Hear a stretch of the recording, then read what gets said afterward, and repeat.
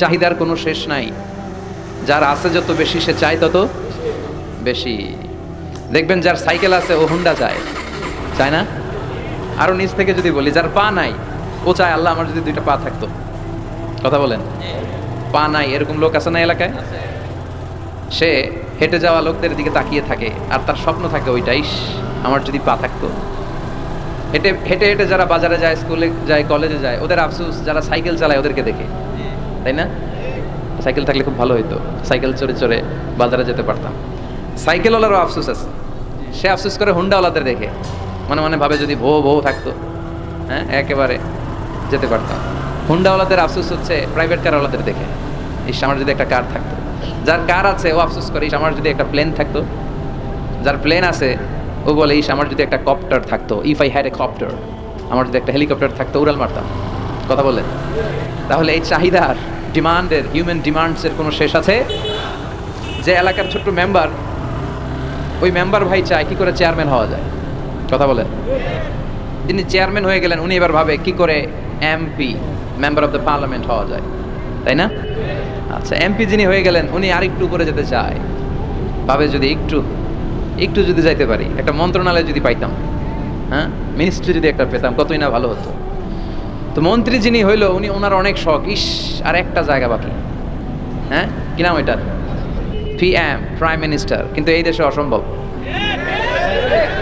কথা বলেন, এই দেশে প্রাইম মিনিস্টার হওয়া যাবে? এক দুজন এদের মধ্যে ধাক্কাধাক্কি, এবং ওনাদেরকে মেনে নিতে হবে। আপনি বাঁচেন আর মরেন, ওনারাই প্রাইম মিনিস্টার। কথা বলেন। তাহলে এই কথাগুলো বলার উদ্দেশ্য হচ্ছে হিউম্যান ডিমান্ডসের কোনো শেষ নাই, আনলিমিটেড হিউম্যান ডিমান্ডস। এজন্য বিশ্বনবী বললেন, লাউ আন্না লিকুল্লি ইবনি আদামা ওয়াদিয়ান মিন যাহাব আহাব্বা আইয়াকুনা লাহু ওয়াদিয়ান ওয়া লা ইয়ামলা আফাহু ইল্লা তুরাব। আল্লাহ বলেন, এই বনি আদমের প্রত্যেককে যদি একটা করে স্বর্ণের পাহাড়ের মালিক বানিয়ে দেয়া হয়। কিসের পাহাড় দেখছেন জীবনে? আচ্ছা, স্বর্ণের পাহাড়ের যদি মালিক বানিয়ে দেয়া হয়, আহাব্বা আইয়াকুনা লাহু ওয়াদিয়ান, একটা করে স্বর্ণের পাহাড়ের মালিক বানিয়ে দিলেও সে চাইবে কিভাবে আরো একটা স্বর্ণের পাহাড়ের মালিক হওয়া যায়। আচ্ছা, একটু বুঝে শুনে উত্তর করবেন। একটা স্বর্ণের পাহাড়ের মালিক যদি আমি হই, শুধু আমি কেন, আমার 14 পুরুষ এটাতে বিক্রি করে খেলেও কি শেষ করতে পারবো? আমার আরেকটা লাগবে কেন? আরেকটা দিয়ে আমি কি করব? স্বভাব। বিশ্বনবী বললেন, সবশেষে হাদিসের শেষাংশে বললেন, ওয়ালা ইয়ামলা আফাহু ইল্লা তুরাব, কবরের মাটি ছাড়া কোনো কিছুই মানুষের এই জিহ্বাটারে থামাতে পারবে না। চিৎকার করে বলেন ঠিক কি না? এজন্য যার আছে বেশি ও চায় বেশি, এই ডিমান্ডটা একটু কমাতে হবে, আল্লাহর কাছে শুকরিয়া করতে হবে। অর্থের প্রয়োজন আছে, কিন্তু এটার হৃদয়ে স্থান দেওয়া যাবে না। এটা হাতে আসবে আবার চলে যাবে, ঠিক কি না? হৃদয়ে স্থান থাকবে কার? যাদের হৃদয়ে আছে আল্লাহর ভয়, তারা কবু পথ ভুলে যায় না। আল্লাহর প্রেম ছাড়া এই দুনিয়ায় কারো কাছে কোনো কিছু চায় না, ঠিক কি না?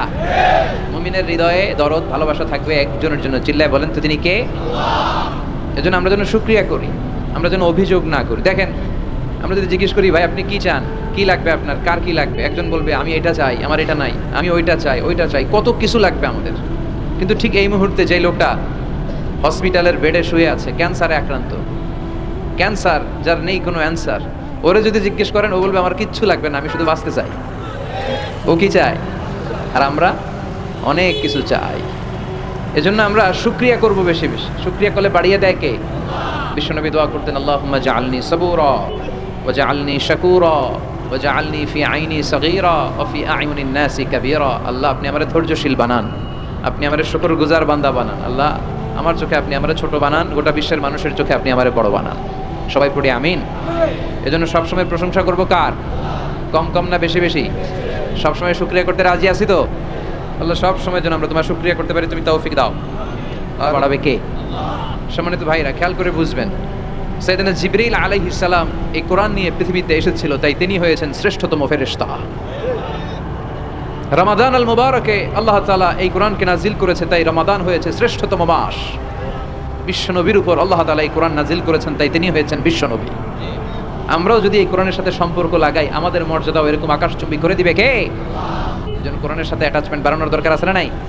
প্রতিদিন যেন আমরা কোরআন তেলাওয়াত করি, প্রতিদিন যেন কোরআনের বঙ্গানুবাদ পড়ি, যা বলার সব বলা হয়েছে, নতুন করে আল্লাহ কিছু বলবে না। এজন্য কোরআন থেকে নূর নিয়ে যেন আমরা নিজেদেরকে আলোকিত করি। কোরআনের একটা নাম হচ্ছে নূর, একটা নাম কি? লিতুখরিজান নাসা মিনাজ যুলুমাতি ইলান নূর। এই কোরআনকে আমি পাঠিয়েছি অন্ধকারাচ্ছন্ন মানুষগুলোকে আলোর পথে নিয়ে যাবার জন্য। কোরআন মানুষকে আলোকিত করে, কোরআন মানুষকে জাহালাত বা অন্ধকার শিক্ষা দেয় না। এজন্য আসুন কোরআনের সাথে সম্পর্ক বাড়াই এবং নিজেদেরকে আলোকিত করি। আর এই কোরআনের যেখান দিয়েই আমরা কথা শুনি না কেন, ছেড়ে নাই, লা তুহসা আজাইবুহু ওয়ালা তাবলা গরাইবুহু ফিহি মাসাবিহুল হুদা ওয়া মানারুল হিকমা। কোরআনের আশ্চর্য জান্নিতার কোনো শেষ নাই, কোনো শেষ নাই। যতই পড়বেন ততই আশ্চর্য হবেন। সুবহানাল্লাহ পড়বেন না? ওয়ালা তাবলা গরাইবুহু, এটা কখনো পুরাতন হবে না, জীর্ণ শীর্ণ হবে না। সূরা ফাতিহা যারা আমরা পড়েছি লক্ষ লক্ষ বার, যাদের বয়স 50 কিংবা 60, কত লক্ষ বার সূরা ফাতিহা পড়েছি, কোনো হিসাব আছে? এটা কখনো পুরাতন হয় না।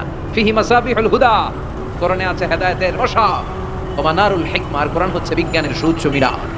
কোরআনের ভিতরে বিজ্ঞানের তথ্যপত্র আছে না নাই? আপনি কোরআনে বর্ণিত cosmic symbols, natural ফিনোমেনা, scientific indications গুলো যদি পড়েন আপনি অবাক হবেন, কপাল ঘষে ঘষে আল্লাহর সিজদা দিবেন, ঠিক কি না? এজন্য আসুন কোরআনের সাথে সম্পর্ক বাড়াই, প্রতিদিন কোরআন পড়ব, ধীরস্থিরভাবে পড়ব। রাতিলিল কোরআনা তারতিলা।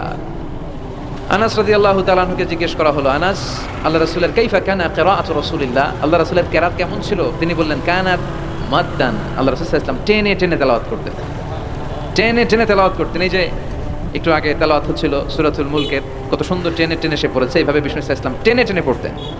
উম্মে সালামা রাদিয়াল্লাহু তাআলা আনহাকে জিজ্ঞেস করা হলো, কাইফা কানাত কিরাআতু রাসূলিল্লাহ ইয়া উম্মুনা, ইয়া উম্মানা, আমাদের মাতা, আমাদের প্রিয় নবীর তেলাওয়াত কেমন ছিল? উম্মে সালামা বললেন, কানা রাসূলুল্লাহ ইউকাত্তিউ বাইনা কিরাআতিহি আয়াতান আয়া, আল্লাহ রাসূল সাল্লাল্লাহু আলাইহি ওয়াসাল্লাম এক আয়াত করে থেমে থেমে কোরআন তেলাওয়াত করতেন। পড়েন সুবহানাল্লাহ।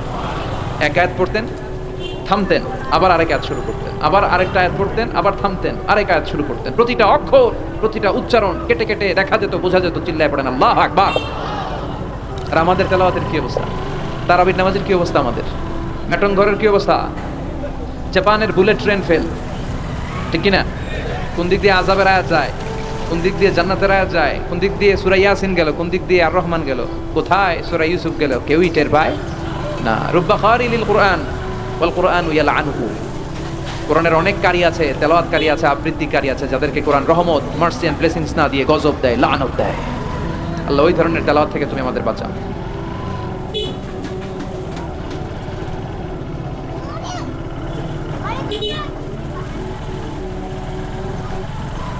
চাহিদার কোনো শেষ নাই, যার আছে যত বেশি সে চায় তত বেশি।